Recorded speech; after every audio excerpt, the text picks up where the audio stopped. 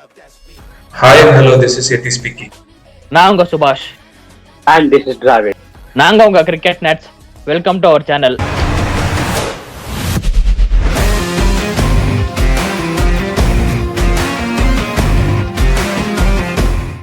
Hi guys, welcome back to cricket nuts.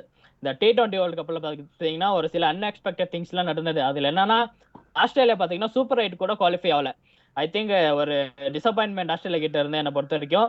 And அதுக்கப்புறம் பார்த்தீங்கன்னா அந்த இடத்துல ஜிம்பாப்வே குவாலிஃபை ஆயிருக்காங்க சூப்பர் 8க்கு. அதுவும் ஆஸ்திரேலியா மாதிரி ஒரு டீமை பீட் பண்ணி.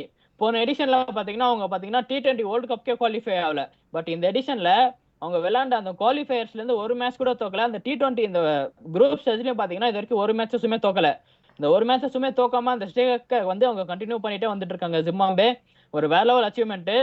அண்ட் கிஷோர், நீ சொல்லு கிஷோர், இந்த ரெண்டு குரூப்ல எந்த குரூப் கிஷோர் ரொம்ப ஸ்ட்ராங்கா இருக்குன்னு நினைக்கிறேன் அந்த சூப்பர் 8 ஸ்டேஜஸ்ல? முதல்ல வந்துட்டு யார் யார் வந்து இந்த சூப்பர் 8 குவாலிஃபை இருக்காங்க குரூப் ஸ்டேஜஸ்ல இருந்து அப்படின்னு நான் சொல்லிடுறேன்.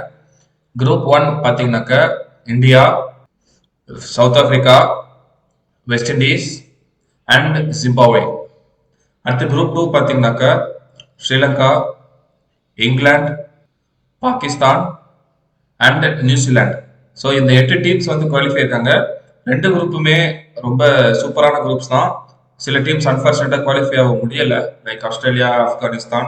மற்றபடி இந்த ரெண்டு குரூப்புமே வந்துட்டு சூப்பரான குரூப்ஸு. செமையான ஒரு ஃபைட்டை நீங்கள் எதிர்பார்க்கலாம். அண்ட் சுபாஷ், எனக்கு ஒரு டவுட் இருக்கு.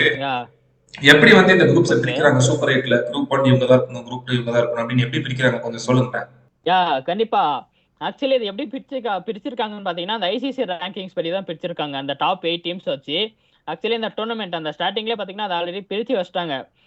இந்த நீங்க சொன்ன மாதிரி அந்த குரூப் 1ல பாத்தீங்கன்னா இந்தியாவா இருக்கட்டும், சவுத் ஆப்பிரிக்காவா இருக்கட்டும், ஜிம்பாப்வேவா இருக்கட்டும், அந்த இந்த சைடு பாத்தீங்கன்னா அந்த இங்கிலாந்து, ஸ்ரீலங்கா, இந்த மாதிரி டீம்ஸ் ஆல்ரெடி எப்படி பிரிச்சாங்கன்னு பாத்தீங்கன்னா இந்த ஐசிசி ரேங்கிங்ஸ் டாப் 8 டீம்ஸ் இருக்குல்ல, அதுல பாத்தீங்கன்னா ரேங்க் 1, 3, 5, 7 இந்த 4 டீமையும் ஒரு குரூப்லயும். அதை பாத்தீங்கன்னா இந்த 4 பேரும் என்னன்னா இப்போ 1, 3, 5, 7 இவங்க பாத்தீங்கன்னா X1, X2, X3, X4 இந்த இவங்க ஒரு குரூப்லயும். அதுக்கப்புறம் பாத்தீங்கன்னா ரேங்கிங் 2, 4, 6, 8 இவங்க பாத்தீங்கன்னா Y1, Y2, Y3, Y4 இந்த மாதிரி பாத்தீங்கன்னா ஆல்ரெடி டீம் குரூப்ஸ் பிரிச்சு வச்சிட்டாங்க இந்த ரேங்கிங்ஸை வச்சு.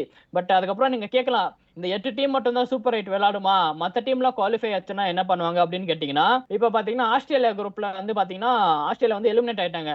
ஆஸ்திரேலியா ஆக்சுவலி பாத்தீங்கன்னா அந்த X2ல இருப்பாங்க. அந்த எப்படி சொல்றது, X1, X2 அந்த இந்தியன் குரூப்ல இருப்பாங்க. அந்த X2 பிளேஸ்ல பாத்தீங்கன்னா ஆஸ்திரேலியா வந்து எலிமினேட் ஆயிட்டாங்க. அந்த இடத்துல குவாலிஃபை ஆனது எந்த டீம் பாத்தீங்கன்னா ஜிம்பாப்வே. அந்த பிளேஸ்ல பாத்தீங்கன்னா இப்போ வந்து ஆஸ்திரேலியா பிளேஸ்ல ஜிம்பாப்வே வந்துட்டாங்க அந்த X2ல. இதே மாதிரி இப்போ மற்ற டீம்ல இப்போ பாகிஸ்தான், அந்த இடத்துல வந்து பாகிஸ்தான் சப்போஸ் மேட்சை தோத்து எலிமினேட் ஆகி யூஎஸ்ஏ குவாலிஃபை ஆயிருந்தாங்கன்னா அந்த Y3ல வந்து பாகிஸ்தான் இருக்காங்க. அந்த Y3ல பாத்தீங்கன்னா அந்த யூஎஸ்ஏ டீம் வந்திருப்பாங்க. அவ்வளவுதான் கிஷோர். இது ஆல்ரெடி ஆக்சுவலி அந்த ரேங்கிங்ஸை வச்சு ஆல்ரெடி குரூப்ஸை ஃபிக்ஸ் பண்ணி வச்சுட்டாங்க. சப்போஸ் இந்த அந்த நம்ம சொன்ன மாதிரி இப்போ ஆஸ்திரேலியா வரலன்னா அந்த பிளேஸ்ல ஜிம்பாப்வே அந்த மாதிரி வந்து சேஞ்ச் பண்ணியிருப்பாங்க லாஸ்ட் மூமெண்ட்ல. அவ்வளவுதான் கிஷோர். ஓகே சுபாஷ், உண்மையிலே அழகா எக்ஸ்பிளைன் பண்ணீங்க. அண்ட் கார்த்தி, சொல்லுங்க, நீங்க இந்த டோர்னமெண்ட்லயே வந்துட்டு what is your best performance? எது வந்துட்டு பெஸ்ட் பர்ஃபார்மன்ஸ் ஆச்சு? Either bowling or batting or fielding, எதா இருந்தாலும். ஃபீல்டிங் பார்க்கும்போது எனக்கு நிஷாங்கோட கேட்ச் ஒரு அப்சல்யூட் கேட்ச் பொறுத்த வரைக்கும் இப்போ ஸ்டாண்டர்ட் கேட்ச். அந்த மேக்ஸோட கேட்ச் அங்கே ஒரு கேம் மேபி அந்த மேக்ஸ்வெல் இந்த 2-3 இயர்ஸ் இருந்தா மேபி 200+, மேபி எப்படி குழு ஹேப்பன்.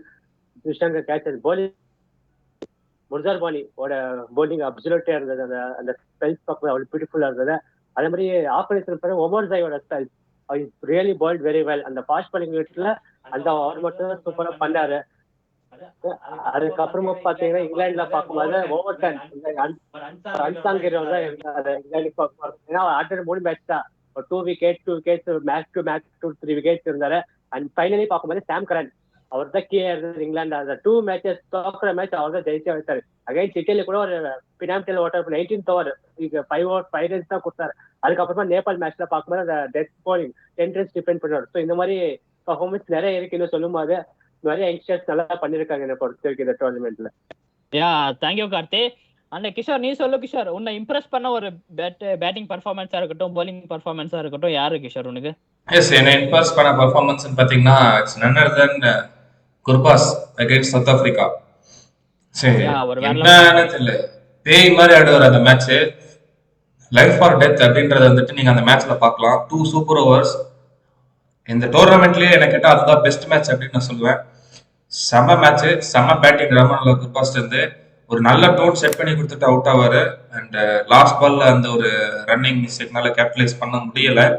அண்ட் சூப்பர் ஓவர்லயே கடைசியில் பார்த்தீங்கன்னா 3 பேக் டு பேக் சிக்ஸஸ், செம ஃபைட்டு. என்ன கேட்டா இன்னிங்ஸ் ஆஃப் த டோர்னமெண்ட்னா குர்பாஸோட தாங்க. கண்டிப்பா கிஷோர்.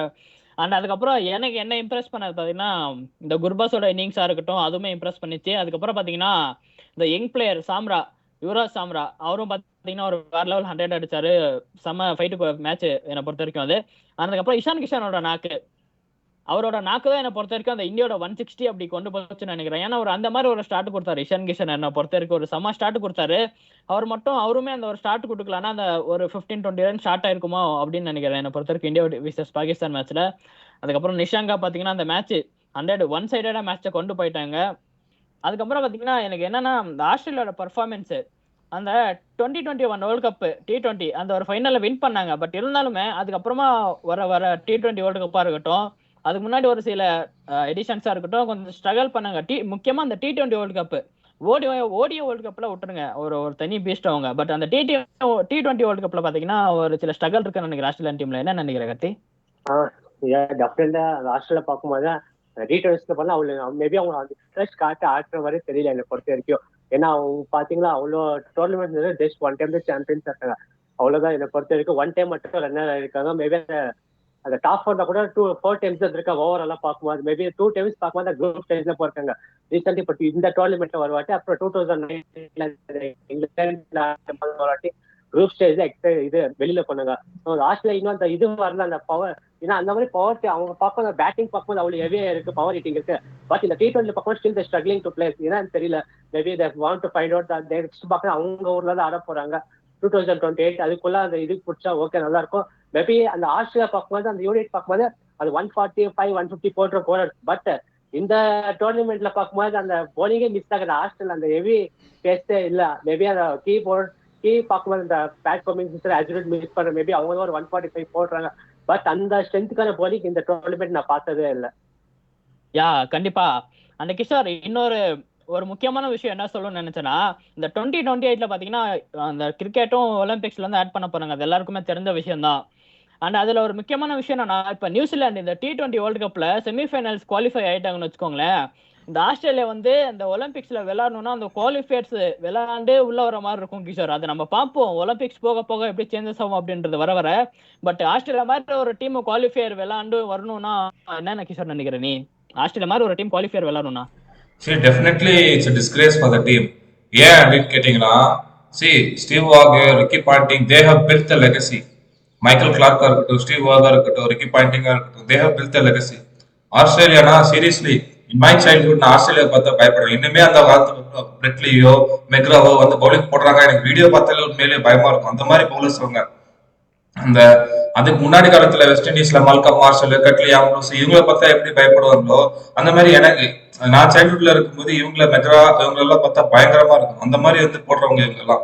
அந்த மாதிரி ஒரு லெகசியை கிரியேட் பண்ணிட்டு அண்ட் நவ் வந்துட்டு இப்போ அவங்க ஒரு குவாலிஃபயர்ஸ் விளையாடணும் அப்படின்னு டைரக்டா குவாலிஃபை முடியல அப்படின்ற போது it is really disappointing. And Australia வந்துட்டு அண்ட் சும்மா இந்த மாதிரி தோத்துட்டாங்களே அப்படின்னு நம்மள சாதாரண நினைச்சிட வேண்டாம்.